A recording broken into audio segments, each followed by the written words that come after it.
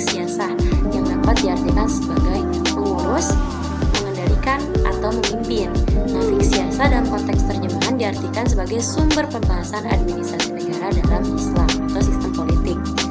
Jadi oleh karena itu, sistem politik Islam ini merupakan bentuk pemerintahan yang berdasarkan nilai-nilai Islam. Nah, Islam juga memberikan landasan yang utuh bagi kehidupan manusia, termasuk kehidupan politiknya. Namun, untuk kehidupan politik ini, Islam tidak secara spesifik menentukan bentuk kekuasaan politik seperti yang diajarkan dalam Islam.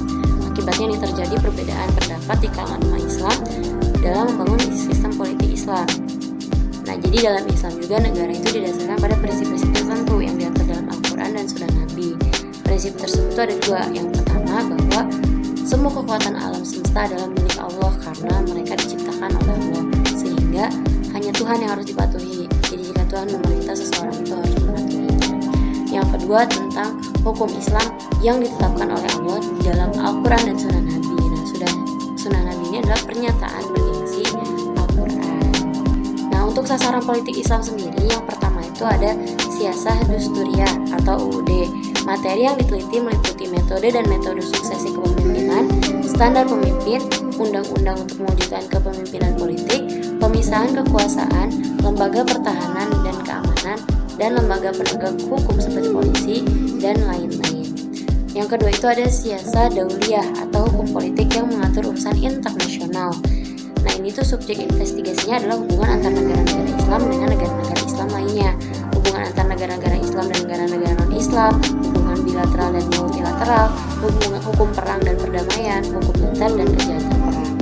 Yang ketiga itu ada siasah ma'aliyah atau hukum politik yang mengatur keuangan negara. Ini mencakup sumber-sumber keuangan pemerintah, distribusi dengan keuangan pemerintah, perencanaan dan penggunaan anggaran, pengawasan dan pertanggungjawaban penggunaan keuangan pemerintah, dan filantropi Islam. Untuk prinsip-prinsip dasar sistem politik Islam juga ada beberapa. Yang pertama ada al-amanah, yang dimana kekuasaan adalah amanah, yaitu depot atau amanah dari Tuhan yang kepercayaannya bersifat sementara, bukan permanen. Pemilik sebenarnya dapat mengambilnya kapan saja dan siapa saja yang didelegasikannya akan dimintai pertanggungjawaban. Yang kedua ada al-is atau kekuasaan harus didasarkan pada prinsip keadilan. Istilah ini sering digunakan dalam Al-Quran dan telah digunakan terus-menerus untuk membangun teori Islam. Prinsip keadilan Al-Quran sebagaimana Allah berfirman, yang artinya sesungguhnya Allah menyuruh kamu berlaku adil dan berbuat kebajikan, memberi kepada kaum kerabat, dan Allah melarang dari perbuatan keji, kemungkaran, dan permusuhan. Dia memberi pelajaran kepadamu agar kamu dapat mengambil pelajaran. Quran Surat An-Nahl ayat 9. Yang selanjutnya ada al-hurriyah atau artinya kebebasan dan kemerdekaan. Itu merupakan nilai-nilai yang juga sangat dijunjung tinggi oleh Islam, di mana kebebasan memiliki makna yang lebih positif, bukan kebebasan warga negara untuk memenuhi kewajibannya sebagai warga negara. Dan kata lain, warga negara bebas memilih yang lebih baik. Pentingnya berpikir bebas untuk menemukan mana yang baik dan mana yang jahat. Kebebasan berpikir dan eksekusi ini pernah diberikan kepada Adam dan Hawa oleh Tuhan agar proses berpikir ini dapat melakukan perbuatan baik dan sesuai dengan konsekuensi pemikirannya. Selanjutnya ada al-musawah atau kesetaraan, kesejajaran, dan kesamaan. Siasah harus dibangun atas fondasi kesamaan dan kesetaraan.